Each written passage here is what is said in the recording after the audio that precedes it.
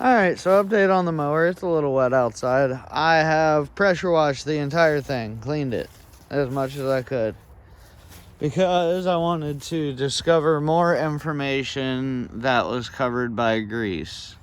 Wanted to figure out what type of motor this was, how a starter mounts to this thing.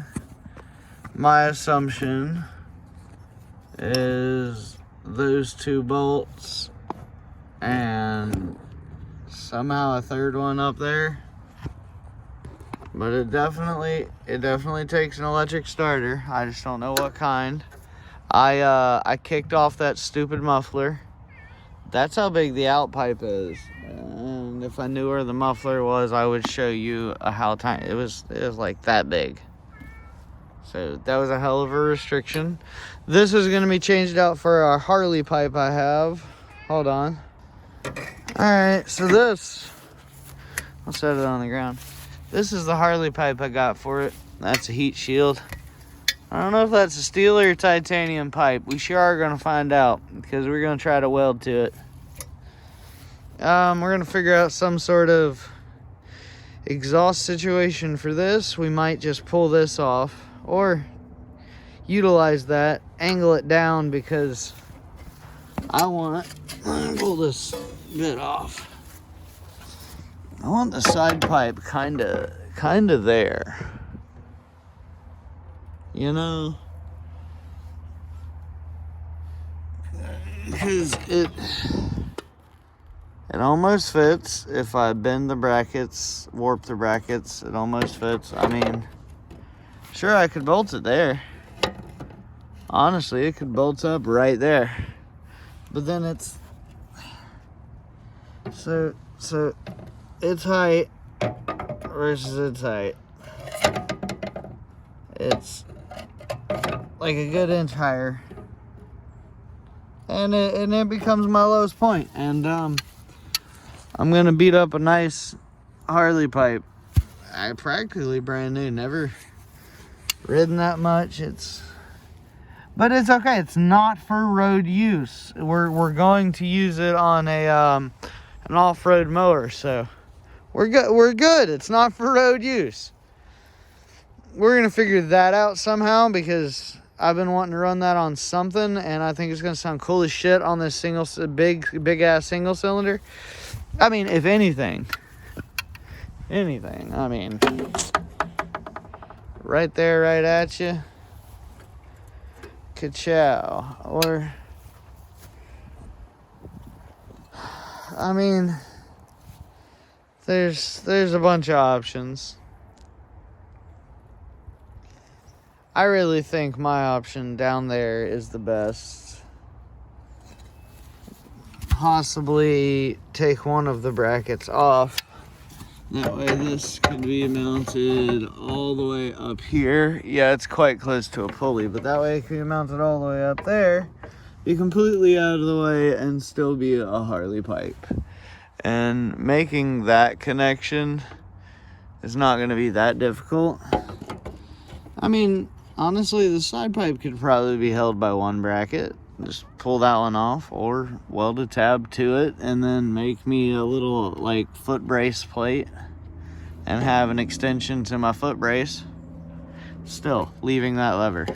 So trying not to squash it up against this, because I'm still trying to clear this.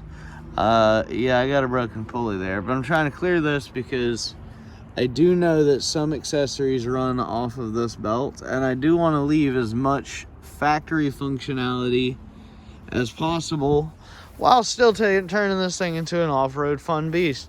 Okay, so yeah, I flipped it over when I did a full on its top when I pressure washed it. So I got everything good and clean now. I even found the oil fill and the oil drain. And I realized it was low on fluid, because now, I mean, now it shifts like fucking butter. So I believe that should be reverse. That should be first. That should be second. that should be third, and that should be reverse. And no, that should be low gear, and that should be high gear. But it now shifts all smoothly because the oil is low on oil. The rear end is definitely low on oil. So, well, the whole transmission, transaxle rear end assembly, it's low on oil. So I definitely need to do an oil change on that. Need to do an oil change on the motor. Probably got a bunch of oil in the top end, but honestly, probably not the worst thing for this top end. I mean, let's see. What do we got for oil? I mean, actually not too unhealthy looking oil. So, I mean, it's not bad. Probably make up another one of these brackets right here. Right there to down there. And I don't really got to worry about fuel line stuff because I will be replacing this carburetor. I already talked about that. Let's move on to some more things I found out. So this is your brake lever. Didn't realize that when I first got it. I just had no clue what that lever was. I was honestly gonna pull it off. But it goes to, you can't see it through there. You can kind of see it right there.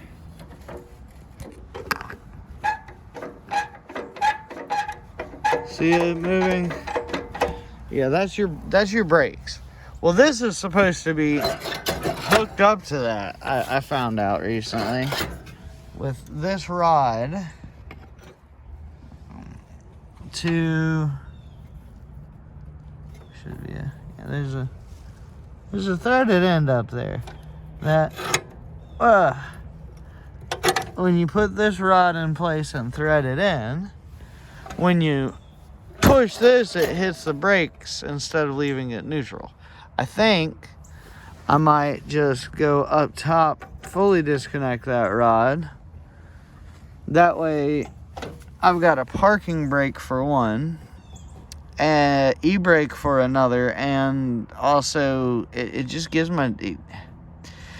it makes it harder for other people to drive. I mean, it makes it harder for me to drive shit. Because to stop, not only do I have to do that, I have to then reach down and pull on that with enough pressure to stop the mower from moving. Do that, pull, get it out of gear, and then let off because now parking brake engaged. That's a lot, but there's no lock for that. So I don't have a parking brake.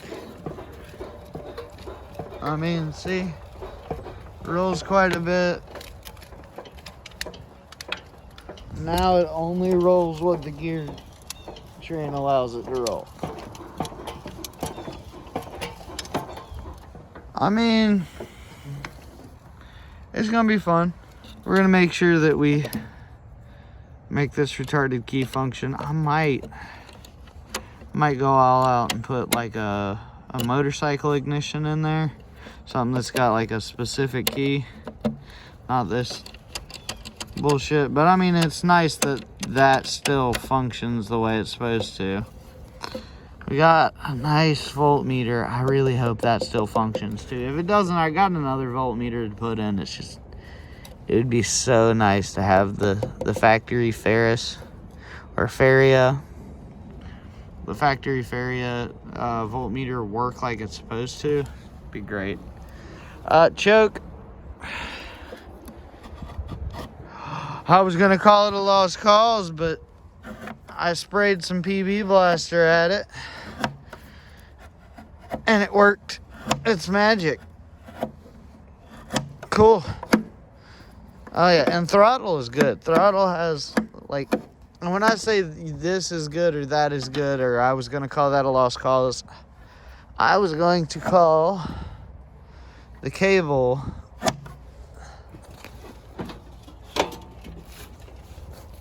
this is your choke cable. This is your throttle cable. I am still going to leave this as throttle and this as a choke plate. As best as I can. I know I'm putting an aftermarket carburetor that's not going to support exactly that, but I'll figure something out to make that work. I'm in dire need of a new belt. Like, it's bad.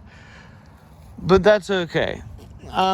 We learned a little something about this mechanism. Okay, so yeah, it does that, but it also, when it's down, it makes connection, which does something in the electrical system. And that's this plug right here. Right? I know it's not in focus. Hold on, let me plug it in, and then it'll make a little more sense, I think. That, when this lever's back, makes contact with that, which does something to that, which sends some kind of signal. So that means when you do that, and it pushes that rod in and out, I still haven't quite figured out exactly what it does. I've just cleaned everything up to where I can actually look at it and get a better idea of what I'm doing and a better idea of what do these old things do. I mean, like, what does that run to? I mean, does that really just run to some dead wire? Oh, see, I thought that was a wire. It's a fucking stick. Anyways, what is that wire for? And let's try to look up where it runs to. Into that bundle fucking mess. What? Well, hold on. What are those wires? What do those two wires run to? Well, see, now I'm invested. I'm about to go lay down in this wet-ass grass, because now I want to know, what do these wires go to? Okay. It's a shift indicator. I think, oh, it's a neutral indicator. Okay, so that tells me when I'm in neutral, but there's still a wire. I think I can see that wire back here. I wonder if that's just a ground to rear chassis. Well, there's the fuel line that I was gonna pull anyway.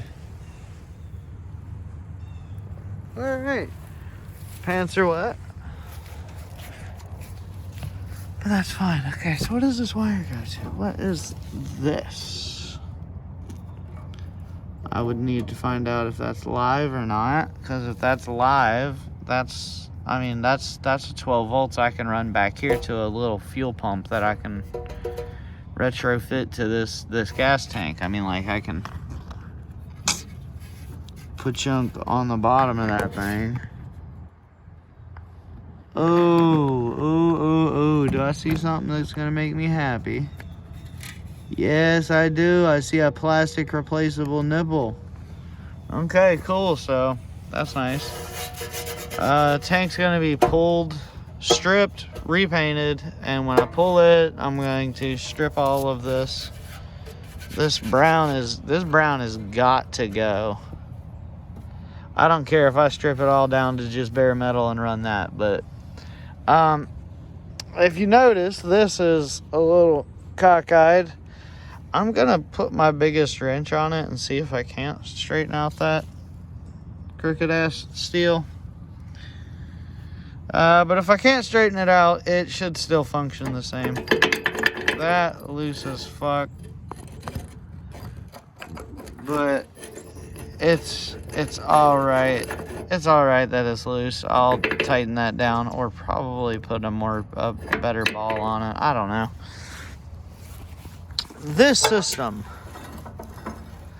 I might cut out for weight reduction. I might leave on. Figure out a way to connect that to the brake. That way you have a double brake system where you can pull that or yoink that. That would be fun. Cause cause this is just a simple lever system that actuates the brake pad. Who's to say I couldn't connect that simple lever system? I mean, of course, I'd probably have to cut through the chassis and all kinds of things. What are these bolt hole accesses for? Oh, that's nice. That is so you can drop the transmission out of the chassis. Here's the other bolts. I kind of wish there was a service plate right here, like a plate you could pull off and then, like, I don't know, I guess pull this top panel off, because I don't know. Well, I mean, it's not leaking, so I don't need to pull that top panel off. I just need to do a oil change. There's the filler. I mean, wheels, decent condition. I cleaned them up because they had mud on the edges. I just wanted to see the condition of the contacts, and I'm missing a couple of studs, but it's okay. I'll put new ones in. Front wheels, not so pretty, but still doing okay, I guess. They hold air. I've got all my Zerk fittings cleaned up to where I can now actually grease everything as it needs to be. I believe there's one down here. Oh, I didn't get that one quite too good, but that's okay. One of my favorite things about these old tractors is all these grease fittings. Is like it's longevity. Like, that's wheel bearing grease. Like I can grease the wheel bearing without having to pull it apart, pack grease in it, get my hands all nasty. I just my grease gun and squirt some grease in there and call it a day.